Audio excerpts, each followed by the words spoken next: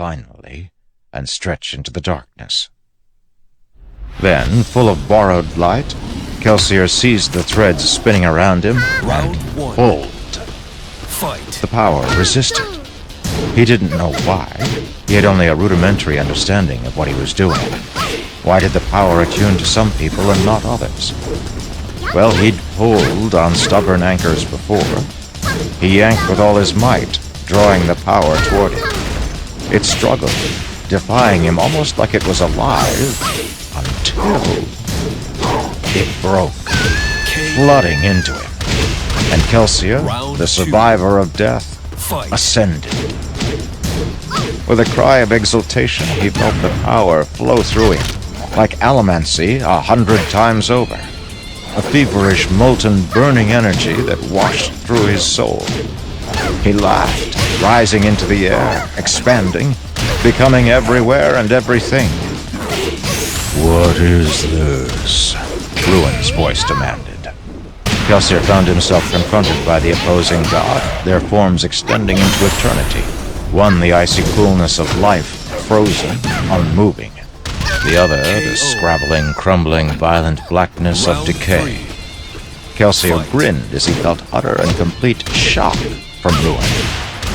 "What was it," Kelsier asked, "that you said before? Anything I can do, you will counter? How about this?" Ruin raged, power flaring in a cyclone of anger.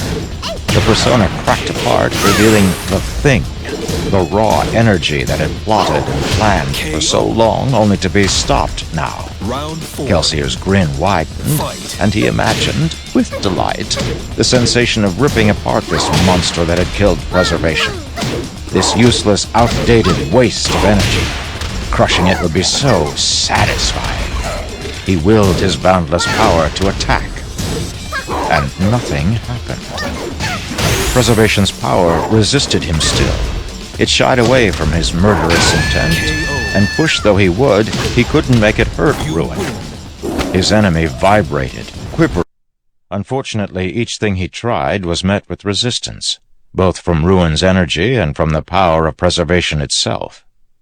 He could see himself now, in the spiritual realm, and those black lines were still there, tying him to Ruin. The power he held didn't like that at all. It tumbled inside him, churning, trying to break free.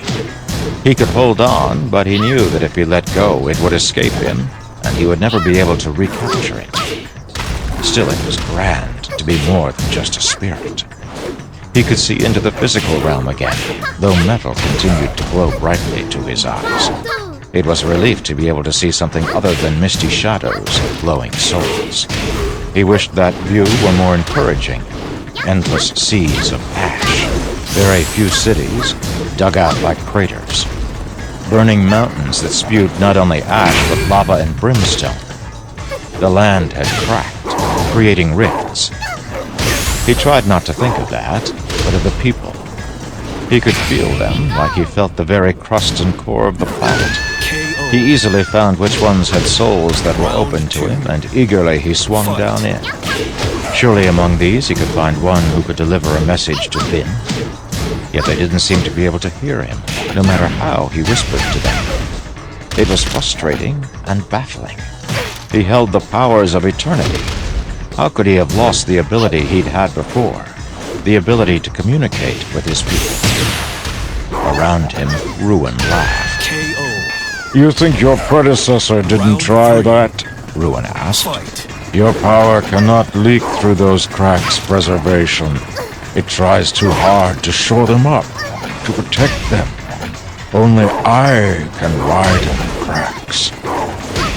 Whether his reasoning was correct or not, Kelsier couldn't tell. But he did confirm time and time again that madmen could no longer hear him. However, now he could hear people. Everyone, not just the mad. Perfect. He could hear their thoughts like voices, their hopes, their worries, their terror, of course, but it was like a diffused army, spread as scouts throughout the kingdom, rather than gathered for war. Ruin wasn't so inhibited. Kelsier could see his power at work now, revealed in ways that had been too grand for him to recognize before ascending. Ruin ripped open the tops of ash mounts, holding them pried apart, letting death spew forth. He touched Kolos all across the Empire, driving them to murderous frenzies. When they ran out of people to kill, he gleefully turned them against one another. He had hold of multitude people in every remaining city. His machinations were incredible, complex, subtle. Kelsier couldn't even follow all the threads, but the result was obvious. Chaos. Round 2. Kelsier could do nothing about it. He held unimaginable power, yet he was still impotent. But importantly, Ruin had to act to counter him. That was an important revelation. He and Ruin were both everywhere. Their souls were the very bones of the planet. But their attention, that could only be divided so far. Fight. If Kelsier tried to change things where Ruin was focused, he always lost. When Kelsier tried to stop the ash mounts, Ruin's arms ripping them open were stronger than his trying to seal them. When he tried to bolster Vin's armies with a sense of encouragement, Ruin acted like a blockade, keeping him away. In a desperate attempt, he made a push to approach Vin herself. He wasn't certain what he could do, but he wanted to try battering Ruin away, push himself, and see what he was capable of doing. He threw everything he had into it, straining against Ruin, feeling the friction of their essences meeting as he drew nearer to Vin, who was locked in a room within the Palace of Vadrex. His essence meeting Ruin's caused shocks through the land, trembles, an earthquake. He was able to draw close. He could feel Vin's mind, hear her thoughts. She knew so little, like he had known so little when he'd begun this. She didn't know about preservation. The clashing pushed Kelsier's essence away, ripping preservation back from him, exposing his core, like a grinning skull as the flesh was torn free. A soul lined with darkness, but which was connected to Vin somehow, tied to her by the inscrutable lines that made up the spiritual realm. "Vin!" he shouted, in agony, straining. The fight between him and Ruin caused the earthquake to intensify, and Ruin exulted in that destruction. It weakened his attention for a brief moment. Round "Vin!" Kelsier said, getting closer. "Another god, Vin. There's another force." Confusion. She didn't see. Something leaked from Kelsier, drawing toward her. And with a shock, Kelsier saw a terrible sight, something he'd never suspected. A glowing spot of metal in Vin's ear, so similar to the color of her brilliant soul that he had missed it until he'd gotten very close. Vin was spiked. "What's the first rule of allomancy, Vin?" Kelsier screamed. "The first thing I taught you." Vin looked up. Had she heard? "Spikes, Vin," Kelsier began. "You can't trust—" Ruin returned and shoved Kelsier with a fierce burst of power, interrupting him. To hold on longer would have meant letting Ruin rip the power of preservation away from him completely, and so he let himself go. Ruin shoved him out of the building, out of the city entirely. Their clash brought incredible pain to Kelsier, and he couldn't help bearing the impression that, divine though he was limping as he left the city. Ruin was too focused on this place, too strong here. He had almost all of his attention pointed at Vin and this city of Vadrex. He was even bringing in Marsh. Maybe... Kelsier tried to get close to Marsh, focusing his attention on his brother. Those same lines were there as had been with Vin. Lines of connection linking Kelsier's soul to his brother. Perhaps he could get through to Marsh, too. Unfortunately, Ruin spotted this too easily, and Kelsier was too weakened, too sore from the previous clash. Ruin rebuffed him with ease, but not before Kelsier heard something emanating from Marsh. "Remember yourself," Marsh's thoughts whispered. "Fight, Marsh. Fight. Remember who you are." Kelsier felt a swelling of pride as he fled from Ruin. Something within Marsh, something of his brother, had survived. However, there was nothing Kelsier could do to help now. Whatever Ruin wanted in Vadrex, Kelsier would have to let him have it. To confront Ruin here was impossible. for Ruin could best Kelsier in a direct confrontation. Fortunately, Kelsier had made a career of knowing when to avoid a fair fight. The Khan was on. The House Guard was alert. Your best bet was to lie low for a while. KO. Ruin watched Patrick's so Round intently, it would leave chinks elsewhere. 5. Do better, Kelsier. He watched and waited. He could be careful. The hearts of men are not your toys. He floated, becoming the mists. Observing how Ruin moved his pieces, the Inquisitors were his primary hands. Ruin positioned them deliberately.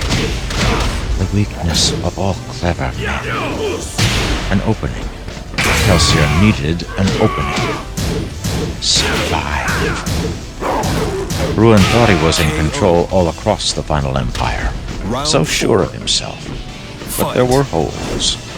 He was devoting less and less attention to the broken city of Urto, with its empty canals and starving people. One of his threads revolved around a young man who wore clothing wrapping his eyes and a burned cloak on his back. Perfect. Yes, Ruin thought he had this city in... Ruin was here, raging, demanding that Spook murder. It wasn't the careful, smiling persona. This was a purer, rawer form of the power. This piece of him had little of Ruin's attention, and he hadn't brought his full power to bear. It didn't notice Kelsier as he drew back from the power, exposing his own soul and drawing it close to Spook. Those lines were there, the lines of familiarity, family, and connection. Strangely, they were even stronger for Spook than they'd been for Martian Bin. Why would that be? Now you must kill her, Ruin said to Spook. Under that anger, Kelsier whispered to Spook's broken soul. Oh. You want power, Spook? Ruin thundered. You want to be a better Allomancer? Well, power must come from somewhere. It is never free. This woman is a coin shot. Kill her and you can have her ability. I will give it to you. Oh, Kelsier said. Back and forth. Kill. Ruin sent impressions, words. Murder. Destroy. Ruin. Spook reached for the metal at his chest. No! Ruin shouted, sounding shocked. Round 3. Spook, do you want to go back to being normal? Do you want to be useless again? You'll lose your pewter and go back to being weak, like you were when you let your uncle die. Spook looked at Ruin, grimaced, then cut into his body and pulled the spike free. Oh. Ruin screamed in denial, his figure buzzing, spider-legged knives spearing out of the broken shape he wore. Destruction sprouted from the figure and became black mist. Spook sank down onto the platform, slumping to his knees, then fell forward. Kelsier knelt and held him, drawing Preservation's power back to himself. Oh, Spook, he whispered. Poor child. He could feel the youth's spirit sputtering, broken, cracked through to the core. The boy's thoughts drifted to Kelsier. Thoughts of a woman he loved. Thoughts of his own failures. Confused thoughts. Deep down, this boy had been following Ruin because he'd wished so desperately for Kelsier to guide him. A single, all-powerful command. Survive! Spook screamed, burning his metal, startling himself to lucidity. Kelsier stood up, triumphant. Spook lurched to his knees, his spirit strengthening. Whatever you do, Ruin said to Kelsier, as if seeing him there for the first time, I counter. Round 1. The force of destruction exploded outward, sending tendrils of darkness into the city. He didn't push Kelsier away. Kelsier wasn't certain if that was because his attention was still too focused elsewhere, or if he just didn't care whether Kelsier stayed to witness the end of this city. Fires. Death. Kelsier saw the thing's plan in a flashing moment. Burn this city to the ground. Extinguish all signs of ruin's failure. End the people here. Round 2. Spook was already moving, confronting the people around him, giving orders as if he were the Lord Ruler himself. And was that Sazed? Kelsier felt a comforting warmth upon seeing the quiet terrace man stepping up to Spook. Sazed always had answers, but here he looked haggard, confused, exhausted. "Oh, my friend," Kelsier whispered, "what has he done to you?" The group obeyed Spook's orders, rushing off. Spook lagged behind them, walking down the street. Kelsier could see the threads of the future in the spiritual realm. Coated in darkness, a city destroyed. Possibilities ending. But a few lines of light remained. Yes, it was still possible. First, this boy had to save his city. "Spook," Kelsier said, forming himself a body of power. Nobody could see him, but that didn't matter. He fell into step beside Spook, who practically stumbled along, one foot after the other, barely moving. "Keep moving," Kelsier encouraged. He could feel this man's pain, his anguish and confusion, his faith battered. Round 4. And somehow, Fight. through connection, Kelsier could talk to him as he'd not been able to do to others. Kelsier shared in Spook's exhaustion with each trembling, agonized step. He whispered the words over and over. "Keep moving." It became a mantra. Spook's young woman arrived, helping him. Kelsier walked on his other side. "Keep moving." Blessedly, he did. Somehow the exhausted young man stumbled all the way to a burning building. He stopped outside where Sazed had been forced to shy away. Kelsier read their attitudes in the slump of their shoulders, the fear in their eyes, reflecting flames. He heard their thoughts pulsing from them, quiet and afraid. 6. Kelsier sat on a strange, verdant field. Green grass everywhere. So odd, so beautiful. Spook walked over and settled down next to him. The boy removed the cloth from his eyes and shook his head, then ran his fingers through his hair. "What is this?" "Half dream," Kelsier said, plucking a piece of grass and chewing on it. Round 1. "Half dream?" Fight. Spook asked. "You're almost dead, kid," Kelsier said. "Smashed your spirit up pretty good. Lots of cracks." He smiled. "That let me in." There was more to it. This young man was special. At the very least, their relationship was special. Spook believed in him as no other had. Kelsier thought on this as he plucked another piece of grass and chewed on it. "What are you doing?" Spook asked. "It looks so strange," Kelsier said. "Like Round Mare 2. always said it would." Fight. "So you're eating it?" "Chewing it, mostly," Kelsier said, then spat it to the side. "Just curious." Spook popped in and out. "Doesn't matter. None of this matters. You're not real." "Well, that's partially right," Kelsier said. "I'm not completely real. Haven't been since I died.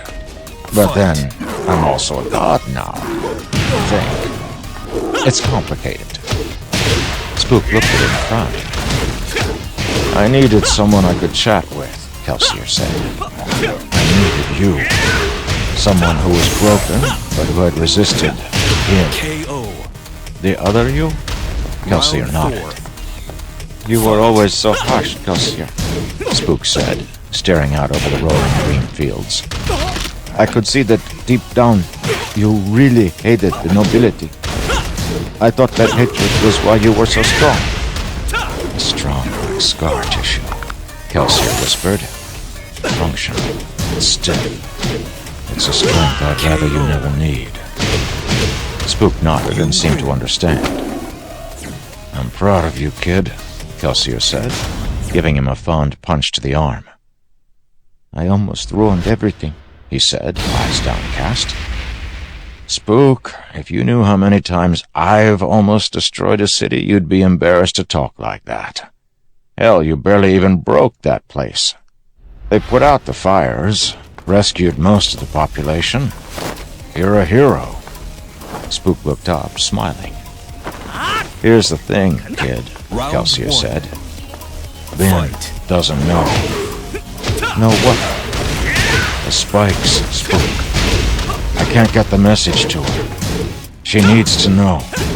And Spook, she has a spike in her, too. Spook whispered. Ben? Kelsier nodded. Listen to me. You're going to wake soon. I need you to remember this part, even if you forget everything else about the drink. When the end comes, get people underground. Send a message to Ben. Scratch the message in metal, for anything not said in metal cannot be trusted. Ben needs to know about Ruin and his false faces. She needs to know about the spikes, that metal buried within a person lets Ruin whisper to them. Remember, Spook, don't trust anyone pierced by metal. Even the smallest bit can taint a man. Spook began to fuzz, waking. Remember, Kelsier said, Ben is here in Ruin. She doesn't know who to trust, and that's why you absolutely must get that message sent, Spook. Round 3. The pieces of this thing are all spinning about, cast to the wind. You have a clue that nobody else does. Send it flying for me. Spook nodded as he woke up. Kelsier whispered, smiling. Well, Spook. I'm proud. 7. A man left Urto, forging outward through the mists and the ash, starting the long trip toward Luthor. Kelsier didn't know this man, Goradel, personally. However, the power knew him.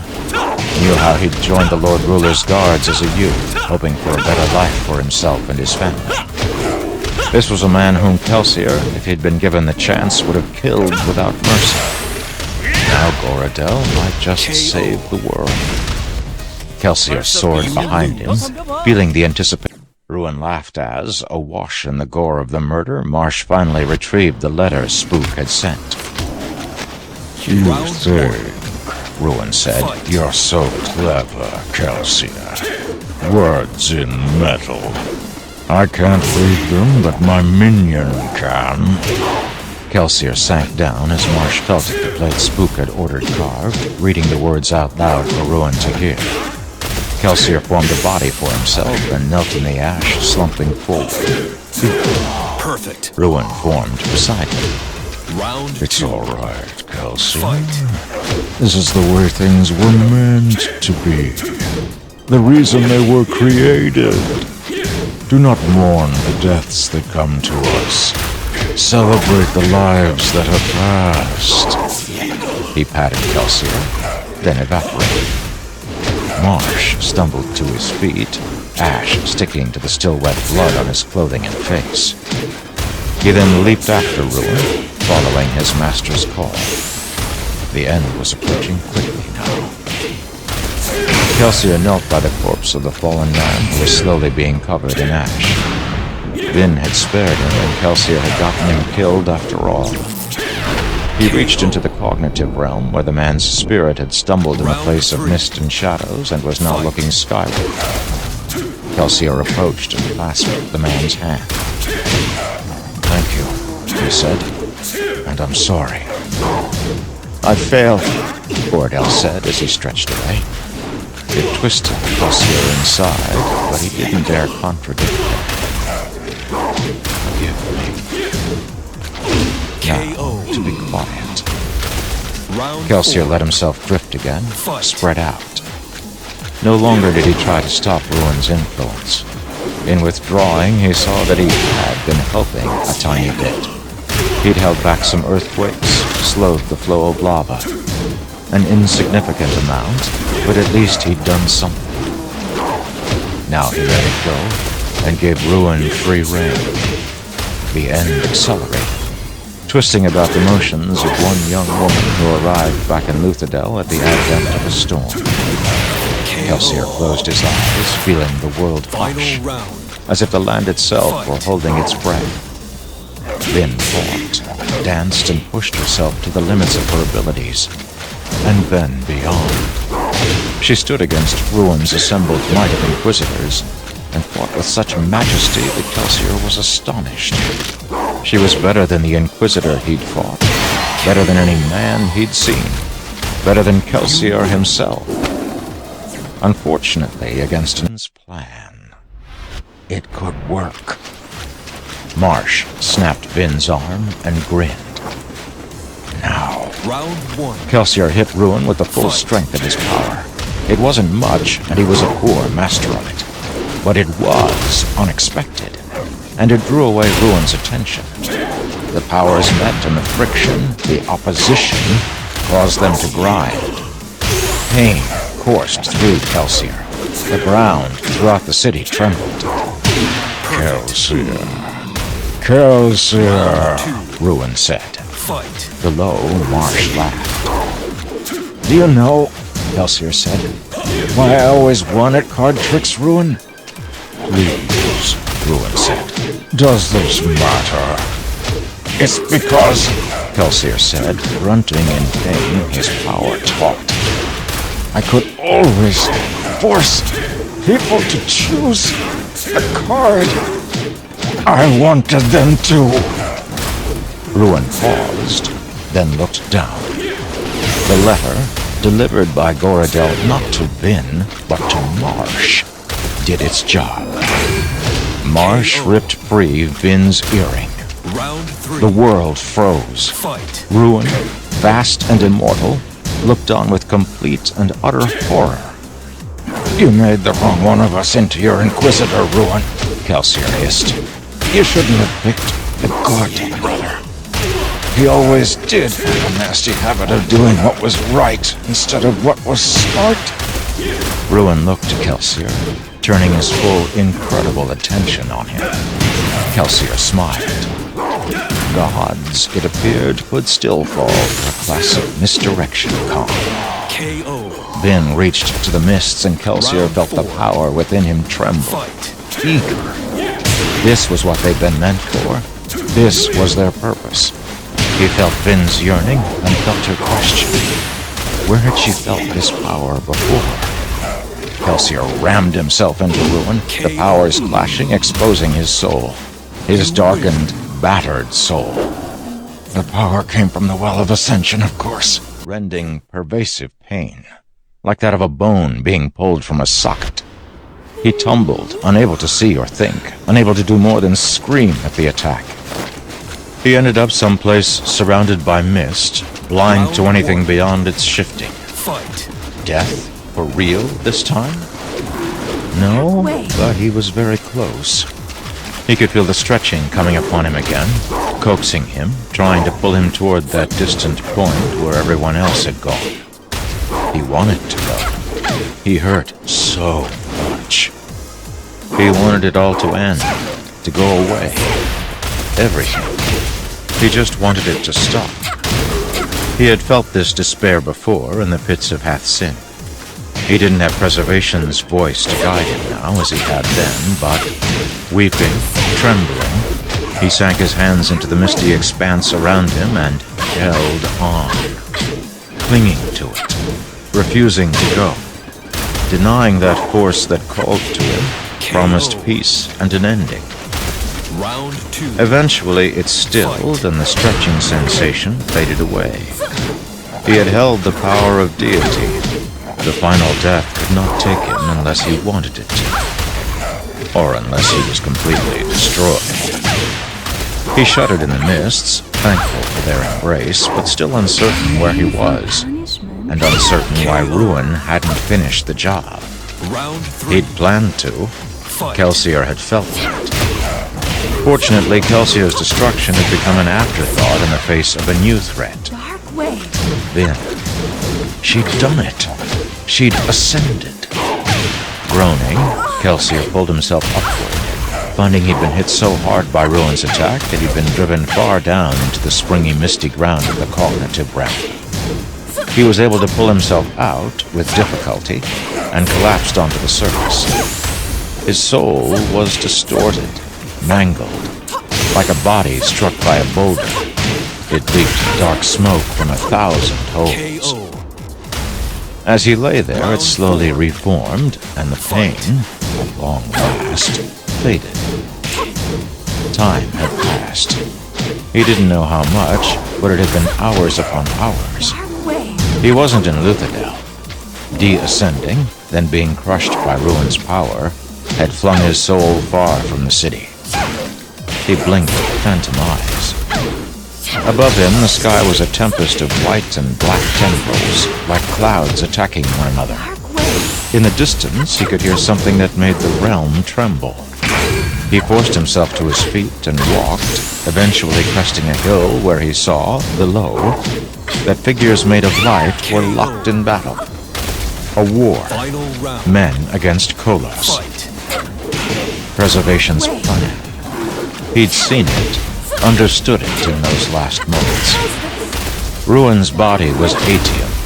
The plan was to create something special and new, people who could burn away Ruin's body in an attempt to get rid of it. Below, men fought for their lives, and he saw them transcending the physical realm because of the body of the god that they burned. Above, Ruin and Preservation clashed. Vin did a much better job of it than Kelsier had. She had the full power of the mists, and beyond that, there was something natural about the way she held that power. Kelsier dusted himself off and adjusted his clothing. Still the same shirt and trousers he'd been wearing during his fight. Marsh slammed an axe into Ellen's chest. "No!" Kelsier screamed. "No!" He stumbled down the hillside, running for venture. He climbed over corpses, shadowy on this side, and scrambled toward where Ellen had died. Round one. He hadn't reached the position yet when Marsh took off Ellen's head. "Oh, Vin, I'm sorry." Vin's full attention coursed around the fallen man. Kelsier pulled to a stop, numb. She would rage. She would lose control. She would rise in glory. He watched, awed, as Vin's strength coalesced. There was no hatred in the thrumming that washed from her, calming all things. Above her, Ruin laughed, again assuming he knew so much. That laughter cut off as Vin rose against him, a glorious, radiant spear of power. Controlled, loving, compassionate, but unyielding. Kelsier knew then why she, and not he, had needed to do this. Vin crashed her power against Ruin's, suffocating him. Round Kelsier three. stepped up to the top of the hill, watching, feeling a familiarity with that power.